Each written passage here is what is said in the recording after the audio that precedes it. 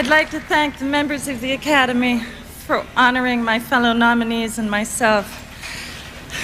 This means a lot to me, since it comes from a role in which I was directed by my father. What if the woman Hollywood celebrated for strength and elegance was actually hiding a lifetime of betrayal and heartbreak? What devastating family secret did Anjelica Huston keep buried for decades? One so painful it involved her own father and teenage friend. And why does she claim Oprah Winfrey has refused to speak to her for nearly 40 years? For years, Anjelica Huston was admired as a symbol of grace and power in Hollywood. But her real story was far more painful than anyone imagined. Behind the glamour were family betrayals, broken relationships, and a heartbreaking medical diagnosis that ended her dream of becoming a mother. Now at 74, Anjelica Huston has broken her silence, and what she reveals changes everything. Anjelica Huston was born on July 8, 1951, to legendary director John Huston and renowned ballerina Enrica Soma. When she was born, her father was thousands of miles away in Uganda, absorbed in a film shoot.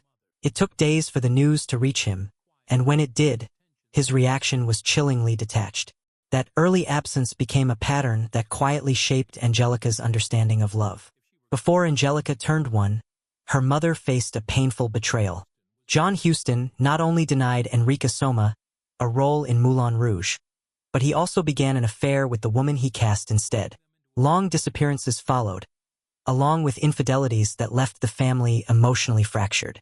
In 1960, Enrica Soma relocated Anjelica and her brother Tony from Ireland to London, seeking stability.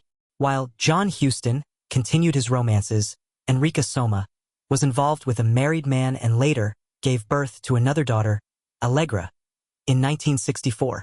Anjelica adored Allegra, forming a deep protective bond. While Anjelica was still a student, a film adaptation of Romeo and Juliet was searching for its Juliet at her school. Anjelica wanted the role, but her father intervened. If she were going to act, he insisted, it would be under his direction. That decision led her to A Walk with Love and Death in 1969. Working beside her father was emotionally draining, and when the film was released, critics were unforgiving. Anjelica drifted through her school years with little direction, while her mother remained emotionally consumed by the collapse of her own life. Then came the night that shattered everything. Anjelica was jolted awake by a family friend with devastating news. Her mother had died in a car accident in France. She was only 39. Grief pushed Anjelica to New York, where Harper's Bazaar requested her for a photo shoot, pairing her with the brilliant yet volatile photographer, Bob Richardson.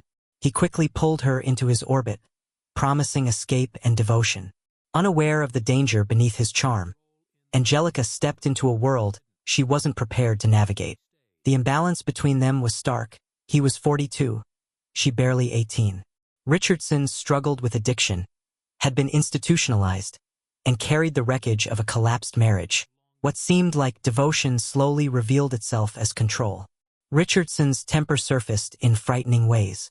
Once, after she briefly left for a television appearance, he destroyed all her belongings in their hotel room. The breaking point came during a trip to Mexico with her father and his new fiancée Cece. One night, after Anjelica shared a quiet drink with her father, Richardson erupted in rage, hurling a bottle at her. When they got back to Los Angeles, Anjelica ended it, finally stepping away from 3 years of fear. She sought refuge at Cece's home in the Pacific Palisades. She avoided awkward attempts to set her up until an invitation arrived for a party hosted by Jack Nicholson. Still emotionally bruised, she was drawn in anyway. They began a relationship, uneven from the start. Just days after she left for work in London, a friend delivered a quiet betrayal, admitting she'd slept with Jack hours after Anjelica departed. He talked his way out of it, but the trust never fully returned. Jack didn't hide his affairs well, and yet Anjelica endured them. By 1976, the cracks had finally split wide open. While Jack headed to New York, Anjelica remained in Los Angeles, drifting through parties. It was at one gathering that she crossed paths with Ryan O'Neal. When Jack returned, Anjelica stunned him with a confession. She believed she was in love with O'Neal, and she was leaving. What followed with Ryan O'Neal was a nightmare. Moments of charm were eclipsed by sudden violence. The abuse escalated brutally one night when he struck her during a party, enraged because he couldn't find her. She fled upstairs, locking herself in a bathroom, only for him to follow and continue the assault. With no adult guidance to turn to, Anjelica sought clarity from her 13-year-old Alf sister Allegra, who offered a simple truth: leave. Disillusioned, Anjelica stepped away from film for 5 long years. When director Bob Rafelson later offered her a role in The Postman Always Rings Twice, she accepted. But reflection was cut short by a violent car accident. Thrown into the windshield without a seatbelt, she required surgery to repair her face. The realization that followed was sharp. She had spent too much of her life waiting. Approaching her 30s, Anjelica finally shifted her focus inward. She studied, took small roles, and survived without leaning on famous names. Then came Prizzy's Honor. Jack as her co-star, her father as director. She resisted, then relented, only to be insulted during salary negotiations, told she had no real talent and was present solely because of who surrounded her. This time, those words ignited something else. Anjelica Huston didn't retreat. She stayed and proved she belonged. Out of 8 Academy Award nominations Prizzy's Honor received, only 1 turned into a win, and it belonged to Anjelica Huston. When her name was called, she ran straight back to her father. Tears streamed down his face as she threw her arms around him. For the first time, her success was entirely her own. John Huston poured what little strength he had left into The Dead. Anjelica's brother Tony had written the script, and despite her father's fragile health, oxygen tanks never far from reach, the family brought the film to life. Watching her father direct while visibly fading took a toll on Anjelica.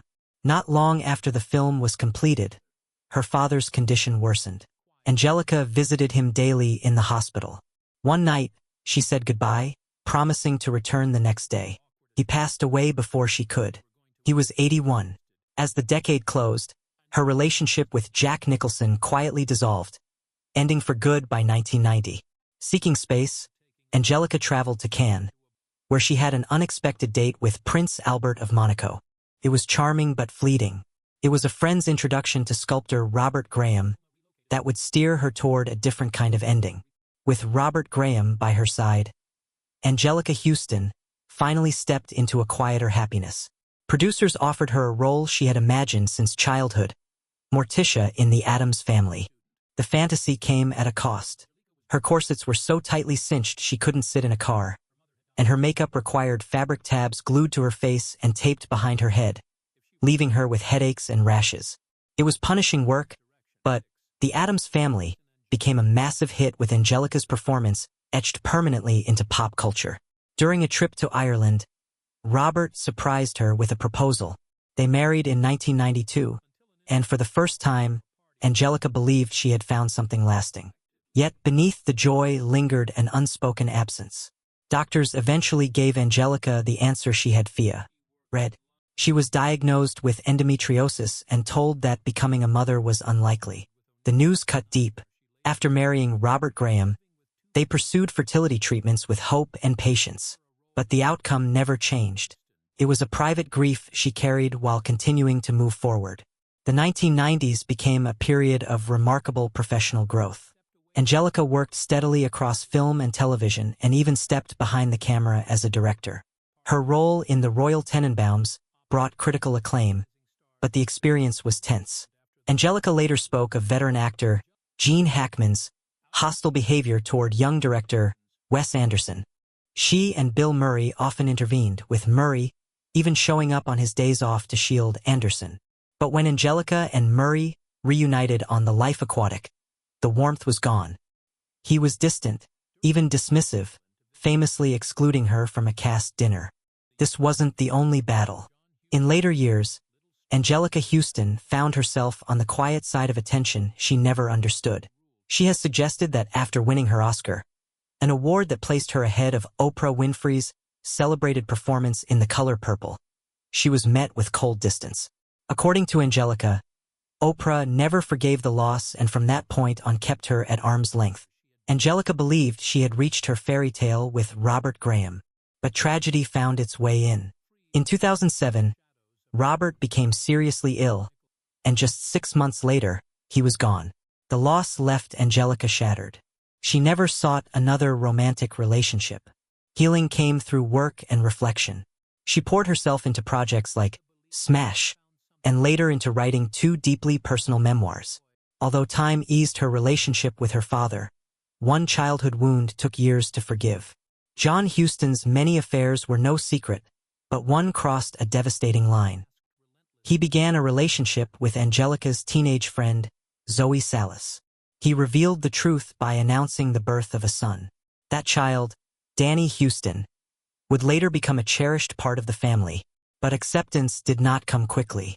For Anjelica, forgiveness was a long, painful journey, one shaped by love, betrayal, and hard-earned grace.